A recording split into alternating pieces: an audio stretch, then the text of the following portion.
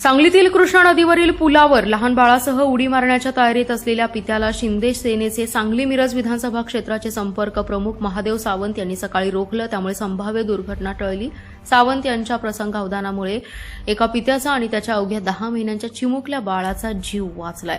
पुलावर एक व्यक्ती लहान बाळाला घेऊन संशयास्पद अवस्थेत उभी असल्याने महादेव सावंत यांच्या निदर्शनास आलं। परिस्थितीचे गांभीर्य ओळखत त्यांनी कोणतीही घाई गडबड न करता काही वेळ त्या व्यक्तीवर शांतपणे लक्ष ठेवलं। सांगलीवाडीचे विष्णू ठाकूर यांची मदत घेत त्यांनी तात्काळ 112 आपत्कालीन सेवेला माहिती दिली। माहिती मिळताच सांगली शहर पोलिसांनी काही मिनिटात घटनास्थळी धाव घेतली। अत्यंत संयमाने आणि संवेदनशीलतेने संबंधित व्यक्तीची समजूत काढत बाप आणि लेकराला सुरक्षित ताब्यात घेत शहर पोलीस ठाण्यात आणलं। पोलिसांच्या तत्परतेमुळे संभाव्य मोठी दुर्घटना टळली। महादेव सावंत, विष्णू ठाकूर आणि सांगली शहर पोलिसांच्या संयुक्त प्रयत्नांमुळे दोघेजण नव्याने जगू लागलेत। ही केवळ बचावाची घटना नाही, तर जागृत नागरिकत्व, संवेदनशील पोलीस यंत्रणा आणि जिवंत माणुसकीचा प्रेरणादायी संदेश ठरलाय। घटनेनंतर महादेव सावंत यांनी त्या निरागस चिमुकल्याला दुधाची बाटली देऊन त्याची काळजी घेतली। सावंत यांच्या सजगतेचं सर्व स्तरातून कौतुक होतंय।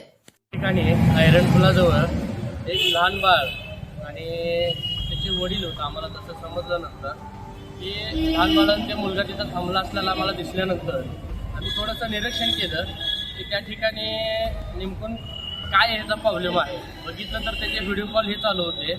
मग आम्ही त्या ठिकाणी गेल्यानंतर मी एकटा तिथं जाण्यावेळी तो अचानक जर काय उठला उडी मारला तर असं काहीतरी करेल असं जर आम्हाला संशय आल्यामुळं मग ह्यांना सांगितलं की बाबा मोटरसायकल तुम्ही त्याजवळ जावा, त्यासाठी जरा गप्पा मारा, त्याचा काय प्रॉब्लेम आहे विचारा। त्या ठिकाणी हे गेल्यानंतर मी लगेच पाठीमागे गेलो, त्याला सगळं प्रश्न विचारले की बाबा काय झालं, काय प्रॉब्लेम आहे। तर तो कौटुंबिक वाद होता त्यांचा। मग तो मला म्हणला मी आणि माझी मुलगी आम्ही आत्महत्या करणार आहे, मला माझ्या बायकोचा त्रास आहे, असं ते कौटुंबिक बोलत होता। त्या ठिकाणी आम्ही त्याला व्यवस्थित समजावून सांगितलं। त्यानंतर 112ला कॉल केला।